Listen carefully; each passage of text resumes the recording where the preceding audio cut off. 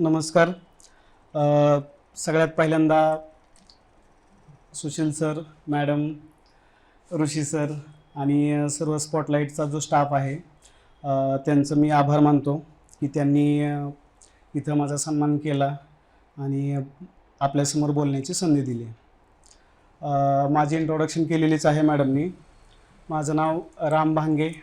मी धाराशिव जिल्ह्यामध्ये परांडा तालुका असेल, काही जण असतील तिकडचे, पण परांडा तालुक्यामध्ये गाव आहे माझं. त्यानंतर माझं शालेय शिक्षण जे आहे ते शालेय शिक्षण बार्शीमध्ये झालेलं आहे. त्यानंतर कॉलेज पण तिथं, आणि त्यानंतर मी PG केलं आहे ॲनालिटिकल केमिस्ट्रीमध्ये शिवाजी विद्यापीठ कोल्हापूरला.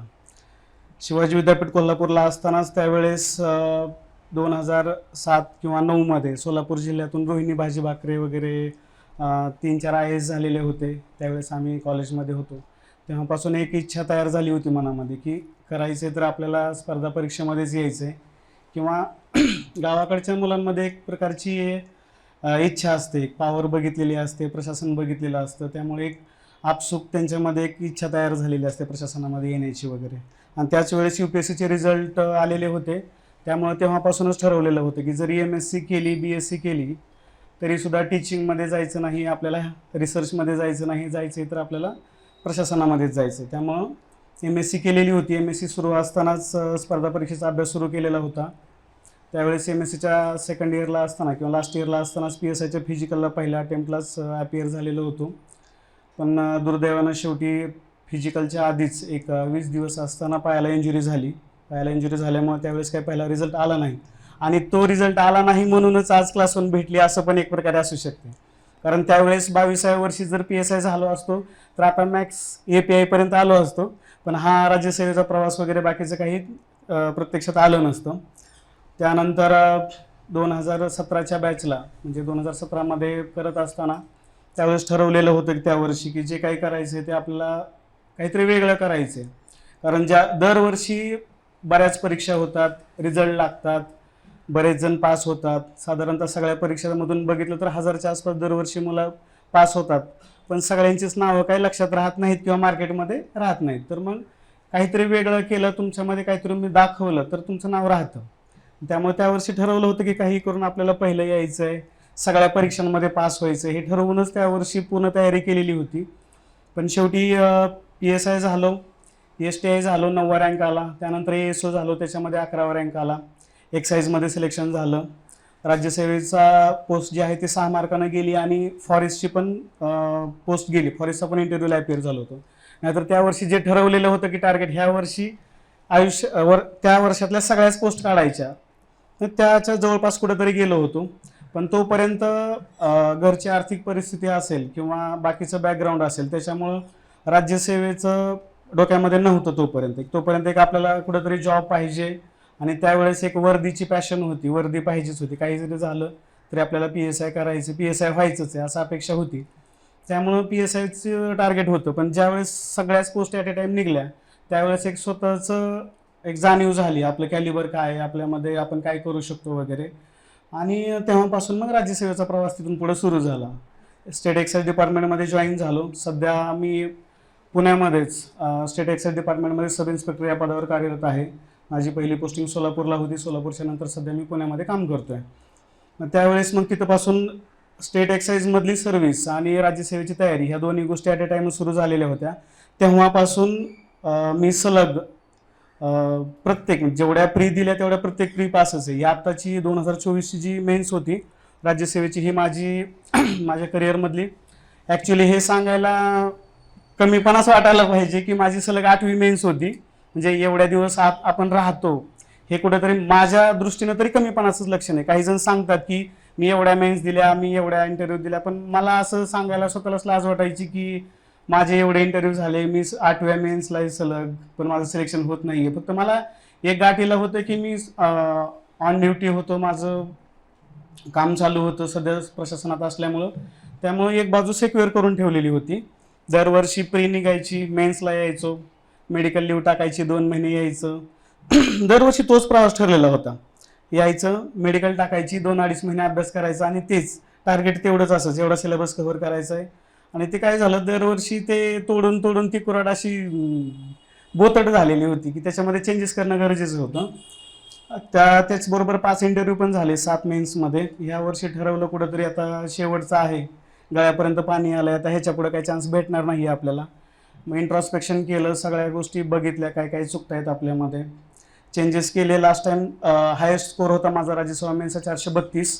ह्यावेळेस 45 मार्काची ॲडिशन करून आणली, ज्या ज्या चुका होत्या त्या केल्या आणि मेन्सला माझा आत्तापर्यंत आहे 477 स्कोर आणला त्याच्यामध्ये. त्यानंतर इंटरव्ह्यूची तयारी करत असताना पण ज्यावेळेस इथं नवी पेठेत तरी मार्केटमध्ये ज्यावेळेस आपण इंटरव्ह्यूची तयारी करतो तिथं स्पॉटलाईट शिवाय आणि सुशील सरांशिवाय आणि मॅडमशिवाय इंटरव्ह्यूची तयारी पूर्ण होत नाही. सरांकडे मी मागच्या 3-4 वर्षापासून दरवेळेस इंटरव्ह्यूला यायचो, पण मेन्सचा स्कोअर कमी असल्यामुळं स्वतः पण नाराज होत होतो आणि सर पण नाराज होत होते की फायनल सिलेक्शन काय होत नव्हतं. यावेळेस ते घडवून आणलेलं आहे. 46वा रँक आलेला आहे माझा आणि सध्याच्या अवेलेबल जागा वॅकन्सी असतील आणि प्रेफरन्सेसनुसार जर बघायला गेलं तर BDO क्लास 1 हे पद मला सध्या मिळू शकतं. एकंदरीत हा माझा प्रवास होता की तेव्हापासून कॉलेजपासून सुरू झालेला. आता शेवटी शेवटचाच अटेम्प्ट होता म्हणायचा. अटेम्प्ट फिक्स नाही आहेत पण पॅटर्न चेंज झाल्यामुळं आम्हाला आयोगानंच तुम्ही आता थांबा इथं असं एकंदरीत कुठंतरी सांगून ठेवलेलं होतं. त्यामुळे गळ्याला पाणी आल्यानंतर आता मला आता काय केल्याशिवाय पर्याय नाही. शेवटी आता काही जे करायचं ते 100% देऊन करायचंच आहे. केलं. शेवटी कसं असतं की आपल्याकडे गोष्टीसुद्धा तशाच शिकवल्या जातात लहानपणापासून की प्रत्येक गोष्टीचा एंड जो आहे तो एंड गोड झाला पाहिजे, चांगला झाला पाहिजे आणि त्याच आपल्या संस्कृतीनुसार तो चांगला झालेला आहे. कारण तुम्हाला माहीत असेल तर तुम्ही डिस्क्रिप्टिव्हची तयारी करणारी हुशार मुलं आहेत सगळी. म्हणजे ट्रॅजेडी हा प्रकार आपल्याकडे नाही आहे मॅडम, बरोबर आहे. ट्रॅजेडी हा प्रकार माझ्या माहितीनुसार ब्रिटिशांकडूनच आलेला आहे ना, शेक्सपियरच्या ह्याच्यामधूनच. आपल्याकडे तसं नसतं. आपल्याकडे अकबर बिरबलाच्या गोष्टीमध्ये एंड हा चांगलाच झाला पाहिजे, आपल्याकडे तसं शिकवलं जातं. त्याच्यानुसार एक प्रकारे एंड चांगला झाला. ह्याच्यासाठी पण स्वतःला पण आनंदी आहे. बरेच मित्र होते, सर होते की सगळ्यांना असं वाटायचं दरवर्षी यायला पाहिजे. मग स्वतः नापास झाल्यानंतर स्वतःविषयी दुःख होण्याऐवजी आपल्याकडून जे अपेक्षा ठेवून बसलेले असतात त्यांना नाराज केलं म्हणून जास्त दुःख व्हायचं प्रत्येक वेळेस. ह्यावेळेस झालं. अपेक्षा ॲक्च्युली पहिल्या टॉपचे रँक घेण्याची अपेक्षा होती. टार्गेटेड पोस्ट पण वेगळी होती. DYSP व्हायचं होतं, टॉपला यायचं होतं, पण दुर्दैवानं सगळ्याच गोष्टी जुळून येत नाहीत. रिटर्नच्या पेपरला मार्क ह्यावेळेस जे दरवेळेस चांगले असतात ते ह्यावेळेस दुर्दैवानं कमी आल्यामुळं रँक 46पर्यंत थोडा खाली घसरलेला आहे. असो शेवटी क्लास 1 तरी भेटलेली आहे. एकंदरीत हा प्रवास होता. हा पुटिंग इट असाइड. सध्या आमचा पॅटर्न वेगळा होता ऑब्जेक्टिव्हचा. तुम्ही आता जे करताय तुमची पिढी जी समजलं जातं की प्रत्येक बऱ्याच देशांमध्ये सध्या उलतापालट जे चालू आहे तिथे एकाच शब्दाशी रिलेटेड आहे सध्या, जे म्हणजे त्या शब्दाच्या पाठीमागे एक सगळ्यात मोठं कॅलिबर आहे की जी म्हणजे हॅव्हिंग मोस्ट ऑफ कॅलिबर. ती खूप मोठी ताकद आहे की तुम्ही काही करू शकता, तुम्ही सरकार सुद्धा पाडू शकताय, एवढी पॉवर आहे तुमच्यामध्ये. तुम्हाला सरकार पाडायची गरज नाही, तुम्हाला तुमच्या आयुष्यामध्ये बदल करण्याची गरज आहे तेवढं. कारण आपली लोकशाही तेवढी स्ट्रॉंग आहे, इथे काय तसं घडत नसतंय. त्यामुळे ते जे कॅलिबर आहे ते तुमचं स्वतःचं आयुष्य बदलण्यासाठी गरजेचे आहे. कारण तुमचं आयुष्य बदलायचं असेल तर तुमचं आयुष्य बदलण्यासाठी कुठला देवदूत येणार नाही, कुणी येणार नाही.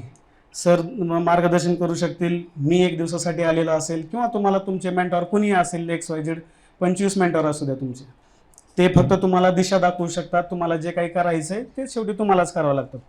आयुष्यामध्ये सगळ्यात महत्त्वाची गोष्ट असते सुरुवातीपासूनच की ध्येय ठरवणं खूप महत्त्वाचं असतं. आपल्याला आयुष्य कुठंपर्यंत घेऊन जायचंय, आपल्याला एंड कुठं करायचा. मी एवढ्या दिवस लावून धरण्याच्या पाठीमागे रिझन एकच होतं की आयुष्याचा पूर्वार्ध कसा का असेना, आयुष्याचा उत्तरार्ध आहे ना, तो उत्तरार्ध तरी आपल्या टर्म्स आणि कंडिशन्सनुसार जगता आला पाहिजे, आपल्याला आपल्या पद्धतीने जगता आलं पाहिजे. ह्याच्यासाठी एवढे दिवस लावून धरण्याच्या पाठीमागं हेच रिझन आहे. सरांची केबिनला ती चर्चा चालू होती की मी एवढे दिवस केलं किंवा मी एवढे दिवस पेशन्स केलं. आमच्या पिढीचा हा परवलीचा शब्द आहे की पेशन्स असायला पाहिजे आणि तो पूर्ण एक्झॅक्ट कॉन्ट्राडिक्टरी आहे ह्यांच्यामध्ये की 10 सेकंदाच्या रीलवाली पिढी असं म्हटलं जातं एकंदरीत की पेशन्स नाही आहे, एक्झॅक्ट पाहिजे, कट अँड फ्राईड पाहिजे, तुम्हाला लगेच तयार झालं पाहिजे. असं नाही. तुम्ही कॉलेजमध्ये जोपर्यंत होते, ग्रॅज्युएशन कंप्लीट होत होतं तोपर्यंत तो शब्द तिकडे लागू होत होता किंवा त्याच्यानुसार तुम्ही जगू शकत होता. ज्यावेळेस स्पर्धा परीक्षेच्या फील्डमध्ये आलात स्पर्धा परीक्षा फील्डमध्ये आल्यानंतर तुमच्या टर्म्स कंडिशननुसार गोष्टी चालणार नाहीत.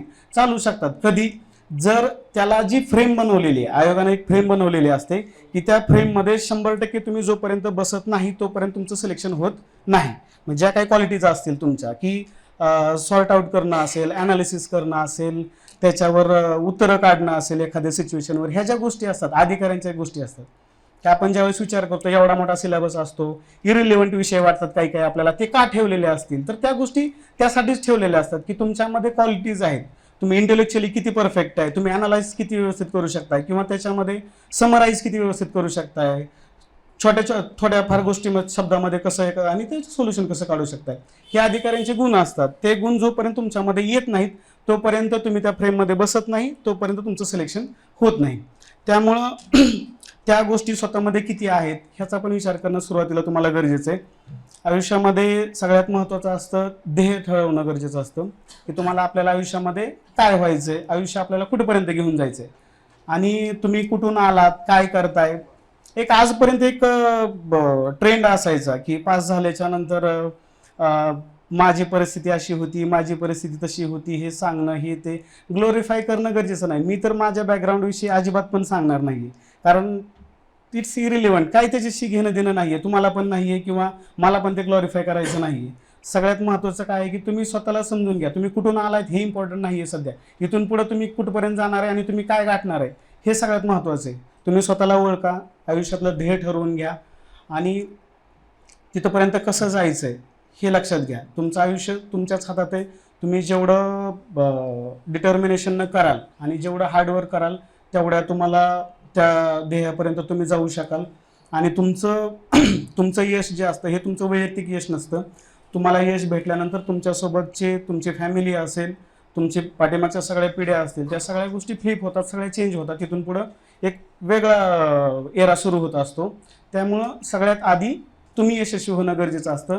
त्यासाठी तुम्ही आधी टार्गेट ठरवणं गरजेचं असतं. टार्गेट ठरवल्याच्या नंतर सिरियसनेस, जो सध्याच्या पिढीमध्ये कमी दिसणारा सगळ्यात मोठी गोष्ट कुठली असेल तर ती सिरियसनेस. आणि सगळ्यात जास्त दिसणारी कुठली गोष्ट असेल तर ती डिस्ट्रॅक्शन्स. ते आम्हाला कधी कधी असं वाटतं की बाबा आम्ही पास झालो, मग पहिल्या पोस्ट ज्या वेळेस निघल्या त्यावेळेस एवढं डिस्ट्रॅक्शन्स कमी होते, ते एक चांगलं होतं. त्यामुळं डिस्ट्रॅक्शन्स कमी करून सिरियसनेस ठेवणं आणि जे टार्गेट ठरवलेले आहे त्या टार्गेटवर फोकस होणं, करून दाखवणं, हे सगळ्यात जास्त महत्त्वाचं आहे. हे लक्षात घ्या. आणि कारण तुमच्याकडे ती तुमची पण चूक नाही आहे. सध्या टेक्नॉलॉजीचं जग आहे, सोशल मीडियाचं जग आहे. पण असं जरी असलं तरी आपल्याला कसं असतं, आयुष्य हे सगळं इट्स ऑल अबाउट प्रायोरिटीज. 4 गोष्टी जर तुमच्या पुढे ठेवलेल्या असतील, आता इथून बाहेर पडल्यानंतर तुम्हाला 4 गोष्टी आहेत. तुम्ही काय करायचे, तुम्हाला चहाच्या टपरीवर जायचंय, रूमवर जायचं, फ्रेश व्हायचंय, लायब्ररीमध्ये जाऊन अभ्यास करायचा आहे का मित्रांसोबत बाहेर फिरायला जायचं. ह्याच्यामध्ये प्रायोरिटाईज करता आलं पाहिजे. तुम्हाला कुठली गोष्ट प्रायोरिटाईज करणार ह्याच्यानुसार तुमचं आयुष्य घडत असतं. तुम्हाला तुमच्यामध्ये सिरियसनेस पाहिजे. टार्गेट ठरवल्यानंतर तुम्ही तेवढं सिरियस होणं गरजेचं आहे. सिरियस झाल्यानंतर तुम्ही तेवढं हार्डवर्क पण करणं गरजेचं आहे. काही गोष्टी फक्त स्वप्न बघून स्वप्न पूर्ण होत नसतात. त्या स्वप्नासाठी तेवढं कष्ट करणं पण गरजेचं असतं, पेशन्स ठेवणं पण गरजेचं असतं. सध्या तुमच्यामध्ये तो पेशन्स दिसत नाही, तो पेशन्स ठेवणं पण सगळ्यात जास्त गरजेचं आहे. आणि ह्या सगळ्या गोष्टींचं ज्या वेळेस मिक्सचर, आयडियल मिक्सचर तयार होईल, मी जो कायमस्वरूपी उल्लेख करतो की आयोगाकडे एक फ्रेम आहे, त्या फ्रेममध्ये 100% तुम्ही जोपर्यंत बसत नाही, तुमच्या व्यक्तिमत्वामध्ये ते चेंजेस होत नाहीत, तुमच्या अभ्यासामध्ये त्या गोष्टी येत नाहीत, तुमच्या व्यक्तिमत्वामध्ये त्या गोष्टी जोपर्यंत रिफ्लेक्ट होत नाही तोपर्यंत तुम्ही पास होत नाही. मग आपण स्वतःला ओळखायचं की आपल्यामध्ये काय कमी आहे बाबा आपल्यामध्ये. आता तुमचा पॅटर्न वेगळा आहे की मग तुम्ही आता बाकीचं अभ्यासाविषयी मी काय बोलणार नाही, मी त्याच्यामध्ये आम्ही ऑब्जेक्टिव्हमधले तज्ज्ञ आहेत, त्याच्यासाठी सर मॅडम तुमच्यासाठी कायमस्वरूपी तुमच्यासाठी आहेतच. मी एक जनरलाइज गोष्ट सांगतो तुम्हाला त्यासाठीच की तुम्ही जोपर्यंत तुमच्यात ते तुम्ही कष्ट केलेल्या ज्या गोष्टी आहेत किंवा तुम्हाला जो कमी वाटत आहे तुमच्या व्यक्तिमत्वामध्ये, त्या गोष्टी जोपर्यंत तुमच्यामध्ये रिफ्लेक्ट होत नाहीत तोपर्यंत तुम्ही पास होत नाही. आणि आता खूप चांगलं आहे की तुमची ग्रास्पिंग चांगली आहे. तुमची नवीन पिढी जी आहे यांचं इंटेलेक्च्युअली खूप हुशार आहेत मुलं सगळी. ग्रास्पिंग चांगलं आहे, कमी वेळेमध्ये जास्त प्रकारे चांगल्या प्रकारे अंडरस्टँड करू शकता. पण त्या गोष्टीचा कुठेतरी फायदा पण करून घेतला पाहिजे. एक कल्चरलायझेशन जे सुरू आहे साईडला आपल्याला, त्याच्यामधून बाहेर येऊन कुठंतरी फोकस्ड होणं गरजेचं आहे. ती इंटेन्सिटी वाढली पाहिजे, तेवढी इंटेन्सिटी आली पाहिजे तुमच्यामध्ये, हार्डवर्क केलं पाहिजे, तर त्या गोष्टी भेटत असतात. जास्त काय बोलणार नाही, 2 वाक्यामध्ये शेवटी तेवढं सांगेन फक्त, टार्गेट सेट करा, फोकस व्हा, डिस्ट्रॅक्शन्स कमी करा, सिरियस व्हा, काय करायचं ते ठरवून घ्या आणि त्याच्यानुसार करत राहा. आणि शेवटी तुम्ही जे करणार आहात स्पर्धा परीक्षेमध्ये ठरलेली गोष्ट आहे, तुम्ही जेवढं पर्सेंट द्याल तेवढंच पर्सेंट तुम्हाला आउटपुट भेटणार आहे. 100 मार्काचा पेपर असेल, 40 मार्काचा अभ्यास केलेला असेल तर 40च भेटणार. असं नाही होणार की नशिबानं तुम्हाला 70 आले किंवा तुम्ही लय अभ्यास केला होता आणि तुम्हाला 40च पडले, असं पण होत नाही. तुम्ही जेवढं दिलेलं असतं आयुष्यामध्ये, हा तो रूलच येतो, तुम्ही जेवढं कराल तेवढंच तुम्हाला भेटत असतं. सिरियस व्हा आणि चांगल्या प्रकारे अभ्यास करा आणि स्वतःचं भविष्य जे आहे हे कायमस्वरूपी लक्षात ठेवा, तुमच्याच हातात आहे. तुम्ही जेवढं कराल तेवढंच आयुष्यामध्ये मिळवाल. आणि आलोय आयुष्यामध्ये तर सहज सहज शेवटी संपवणार नाही, लक्षात घ्या. आलोय आयुष्यामध्ये तर काहीतरी ठरवा, काहीतरी करा. शेवटी असंच सामान्यासारखं यायचं, जगायचं, मरून जायचं, ह्या गोष्टी सगळे करता येतेच. आलोय ना ह्या फील्डमध्ये, आलोय आपल्याला काहीतरी मिळवायचं आहे, आपल्याला प्रशासकीय सेवेमध्ये यायचं आहे, तो जो ऑरा आहे तो हे करायचा आहे, तो आता सध्या अलीकडचा परवलीचा शब्द आहे, तो ऑरा जो आहे तो ऑरा मेंटेन करायचा असेल तुम्हाला, तर तुम्हाला तिथपर्यंत पोहोचणं गरजेचं. फक्त स्वप्न बघून, काही स्वप्न बघून लिहून वॉलपेपरला ठेवून त्या गोष्टी साध्य होत नसतात. तेवढ्या ह्याच्यामध्ये, तेवढ्या प्रिसाइजली तेवढं करावं लागतं. तेवढं कष्ट करा आणि स्वतःचं आयुष्य स्वतःच्या हातानं उजळून टाका, की जेणेकरून तुम्हाला तुमच्या घरच्यांना, तुमच्या सोसायटीला किंवा ज्या भागातून बिलॉंग करता त्या भागाला सुद्धा तुमचा अभिमान वाटला पाहिजे. प्रिलिम निघण्यासाठी किंवा कोणतीही परीक्षा निघण्यासाठी सगळ्यात महत्त्वाचं आहे की तुम्हाला पॅटर्न कळणं गरजेचं आहे, की आयोग काय विचारतं, ते कोणत्या पॅटर्ननं विचारतं. की तुम्ही मागच्या 5 वर्षाचे पेपर जरी काढून बघितले तरी 5 वर्षाच्या पेपरमध्ये तुम्हाला लक्षात येतात गोष्टी, की कोणते चॅप्टर आहेत की जे रिपीटेडली फोकस होत आहेत किंवा कोणता एरिया फोकस होतोय. कारण मी PYQ असतील किंवा पेपरचाच एवढा अभ्यास करायचो की मी खूप कमी वाचलेला माणूस आहे मॅडम, की खूप कमी वाचलं. प्रत्येक विषयाला एका पुस्तकाच्या पलीकडे मी कधीसुद्धा गेलो नाही. फक्त जास्त होल्ड जो आहे का नाही, तो तुमचा होल्ड मॅक्सिमम पेपरवर राहिला पाहिजे आणि सिलेबसवर राहिलेला पाहिजे. तुम्हाला सिलेबस आयोगानं कशासाठी दिला आहे, तो डिरेक्शनसाठीच दिलेला आहे, की ह्याच्यानुसार तुम्हाला प्रश्न येतील. आणि त्याच्यामध्ये जरी पूर्ण होत नसेल तरी मागचे 5 वर्षाचे पेपर जरी काढून बघितले तरी त्याच्यानुसार सुद्धा आपल्याला गोष्टी लक्षात येतात, की कोणते एरिया फोकस होत आहेत किंवा डेप्थ किती येते. प्रीला आल्यानंतर आता त्याच्यामध्ये पण फरक होते. प्रीला प्रश्नाची लेवल एकदम उथळ असते, वर असते, म्हणजे क्लासिफिकेशन असेल, एखादा फाउंडर असेल, ही असेल, इथपर्यंत जाते. मेन्सला त्याच्यामध्ये डीपमध्ये जाते. हे पण गोष्टी तुमच्या लक्षात येणं गरजेचं आहे. मग प्रीला तो एरिया लक्षात आलेला होता, की आपल्याला काय विचारलं जातं. त्याच्यासाठी चांगल्या प्रकारे ॲनालाइज करा. मागचे 5 वर्षाचे पेपर जरी तुम्ही काढले तरी तुम्हाला त्याच्यामध्ये चांगल्या प्रकारे तयारी होऊ शकते.